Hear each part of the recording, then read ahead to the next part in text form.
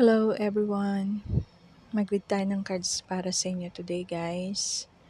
Ang gagawin ko pong reading ngayon is Cartomancy reading. Okay, so ito pong reading natin ay para sa mga person na hiwalay sa kanilang mga partner. Okay, so atin pong aalamin kung ano ba ang nasa isip ng person ninyo at ano ba ang kanyang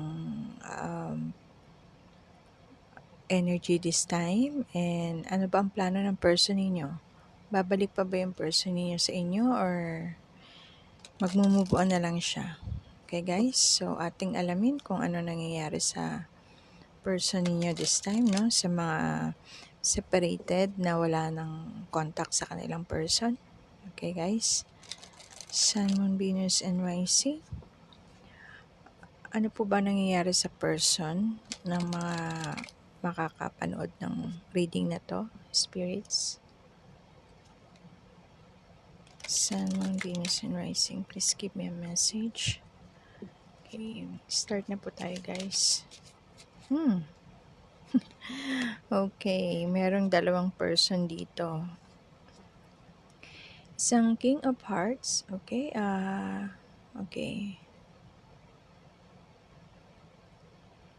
Ang King of Hearts po is very honest and kind-hearted person, okay, fair man. Mabuti rin siyang kaibigan, okay, and pwede rin siyang excellent life partner, okay guys. So, hindi pa naman siya, medyo old na siya, old man, okay, blonde old man, okay, and then meron kayong King of Spades. Itong person na to is very ambitious, no, and older man na rin siya, okay. Hindi maganda yung ugali ng person nito, okay. Pwede siyang some of you kalab affair itong person na to, okay. Some of you merong kalab affair na wrong person para sa kanya, okay. Very selfish itong person na to guys. So kayo na pong bahalang mag-apply, okay, ng sarili ninyo, okay, kung saan kayo dun sa mga character na andito sa mga cards na binabasa natin guys, okay.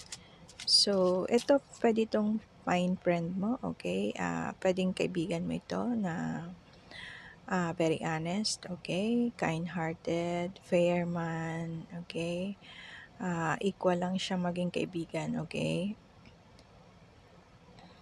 and pwede rin siya maging excellent life partner, okay. And itong isang person naman, ito naman masyado siyang ambisyoso, okay, and hindi medyo bad, okay, selfish, okay guys, ganun yung ugali ng person na to, okay guys. And then meron kayong 9 of clubs, okay. Ang ibig pong sabihin nito adventures, okay. Maybe some of you may planong mag travel, no, mag-adventure, okay. Some of you mahilig sa adventure, okay. And then meron kayong 2 of hearts, okay. Ang 2 of hearts po is some of you ay magsisend ng love letter, okay. Kung hindi pa kayo hindi kayo nag-uusap, some of you makaka-receive ng love message, okay. And yung person nyo, okay, pwedeng yung person nyo na-engage na sa iba or pwedeng gusto niya engagement para sa inyo, okay guys. So yun, loving exchanges, okay. Maybe yung iba may engage na sa person na to after na magkabalikan ulit, okay guys. And then meron kayong 2 of diamonds, okay. Ang 2 of diamonds pong ibig sabihin nito is okay, merong darating sa inyong positive surprise, okay, na magbibigay sa inyo ng joy and happiness, okay. Pwedeng meron kayong tinayaan loto, okay, pwede kayo manalo sa mga games, okay. And Pagdating naman sa relasyon, okay, maybe some of you hindi, kung makikipagrelasyon kayo dun sa person na 'to, marami ang hindi sumasang-ayon, okay, sa relasyon niyo dun sa person na 'to, okay, guys. So, meron kayong Four of Diamonds, okay. Ang Four of Diamonds po is, okay, meron kayong malalaman, important revelations, okay, and some of you magkakaroon ng opportunity and luck, okay, padating na swerte, okay, and ang gusto ng person nyo is reconciliation, okay, reconciliation, maybe some of you mga dati nyo na tong kakilala, okay, pwedeng childhood friend ninyo, okay, pwedeng ayun, pwedeng childhood friend ninyo siya, guys, no? Okay, and some of you naka-concentrate lang sa kanyang buhay, ano? And then, meron kayong Four of Clubs. Okay, ang Four of Clubs po ito okay, some of you meron pa ring natitirang faith and hope and love, okay. This is a parang clover leaf, 'di ba? Faith, hope, love, and luck, yung clover leaf, okay. Some of you ang feeling ngayon is enjoy lang and very peaceful, okay. Some of you, no?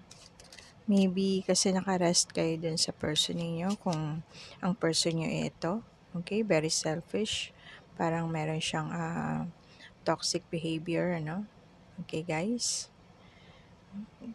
Kaya yung iba sa inyo nakakaranas na ng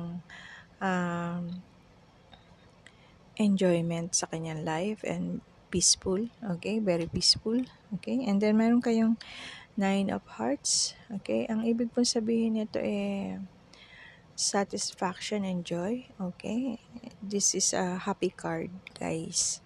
So some of you masaya na sa kanilang life, no, this time, okay. And ini-enjoy lang yung kanilang buhay, okay. So, meron kayong Ace of Heart. Ang Ace of Hearts po is happiness, okay? New relationship, okay? And some of you, good luck is coming your way, guys. So, yun. Ang gusto ng person ninyo new beginning, new relationship, okay, with you. Okay, reconciliation, meron tayong cards, no? So, maybe yung enjoyment and happiness dito, maybe yun yung feeling ng person mo, okay? Some of you, no, kung naka-move on na kayo, yung iba yun yung feeling. Some of you naman, pwedeng yun yung feeling ng person ninyo, okay? Masaya siya na kasama ka sa life niya, okay? Yun yung kanyang nararamdaman pagka magkasama kayo. Kaya ang gusto niya reconciliation, okay? And new beginning. Okay, guys, new relationship. Okay, guys. One more card. Okay, meron kayong Queen of Diamonds. Okay, ito pong Queen of Diamonds hindi kagandahan ng ugali nitong person na to, no? Very jealous, okay.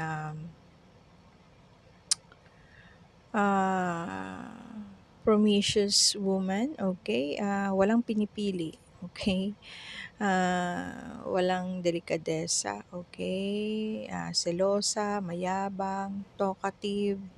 Etong klase ng person na to, guys, okay. So, kayo na pong bahalang mag-apply, guys, kung ano yung, kung kayo ba yung sinasabi ng cards o yung person nyo. Okay? So, sinasabi ko lang kung ano yung ugali. Meron yung person na nandito. Okay, guys? So, mag-pull pa tayo ng 1 card. Okay, meron pa kayong Jack of Diamonds. Okay, Messenger. Okay, big news in love. Okay, abundance and good luck. Ang card na to. This is a young blonde man. Okay.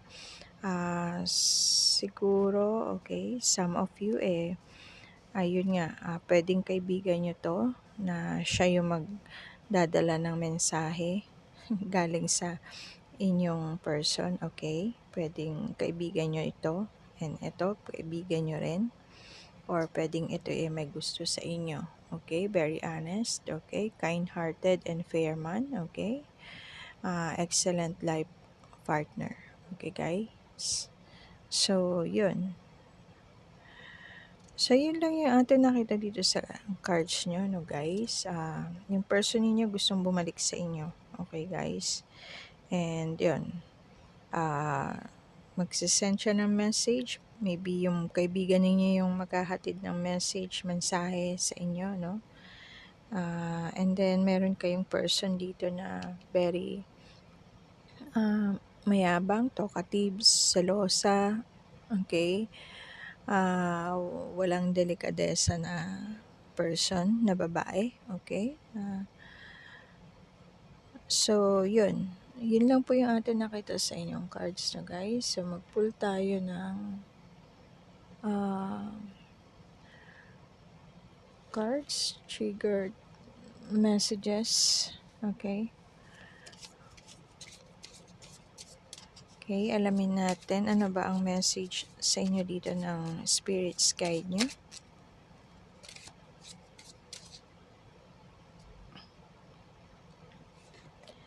Okay, narcissist. Okay, maybe yung person ninyo kaya kayo nahiwalay dahil merong ganitong klase ng ugali, no? Ang sabi dito, cut cords to past and present narcs in your life. Okay, guys? May narcissist. Okay, true friends. You have a community of support. Maybe yun nga, mga kaibigan nyo yung maghahatid ng balita sa inyo, mensahe ng person ninyo na gusto niya na makipagbalikan. Okay?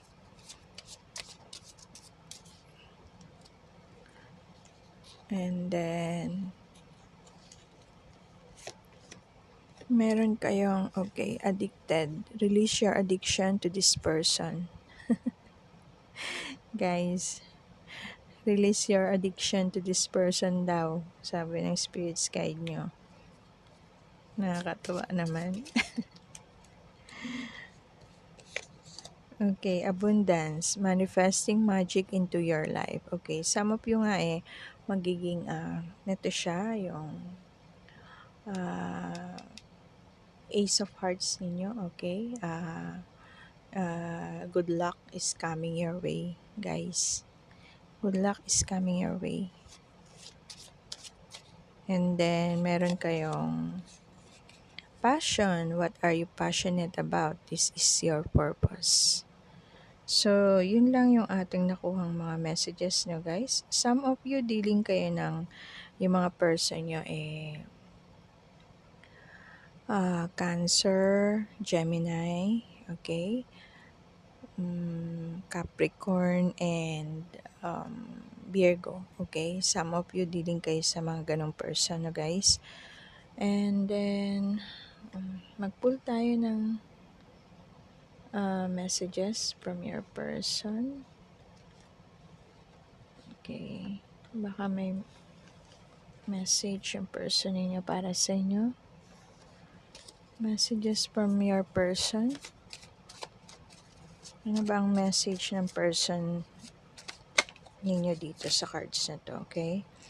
Meron kayong, you are far away from me, but it didn't change what I feel for you. Yun, sabi niya. And then, meron kayong, I'm settling for the life I thought I wanted, but it's empty without you. I still fantasize about you. Okay. Next message. Letting you down was the worst decision I made. Another message. I knew you were right but couldn't admit it to myself or you. Okay guys? So, yun lang yung ating nakuhang messages from your person. Ha? Mag-pull tayo ng letters and numbers. Baka makaresonate pa kayo dito sa person ninyo. Okay, ano po ba yung para sa ating mga watcher dito sa reading na ito? Meron kayong number 7, 19, 1, 14,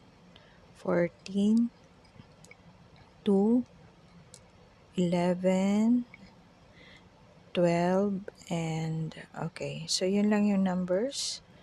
And letters, letter P, J, W, and O. Yan na guys, yung numbers and letters. Baka name and birthday.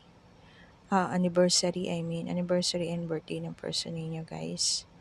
Or sa inyo. And maybe initials ng person ninyo guys, yung letters. So, yun lang po muna yung ating reading para sa inyo guys, no? Please like po kung nagustuhan nyo yung ating reading today. And kung hindi pa po kayo nakasubscribe guys, subscribe na kayo guys para sa next reading natin. Ma-notify po kayo, no? And yun po, nagre-read po ako ng cards every week. And ang ginagawa ko pong reading is cartomancy and tarot reading. Okay? And meron din po akong past, present, future reading. Sa mga interesado sa ganong klase ng reading na gustong malaman yung future, pwede natin silipin sa cards guys. Okay, so yun lang po. See you next reading guys. Bye for now. Have a nice day and blessed be. Bye.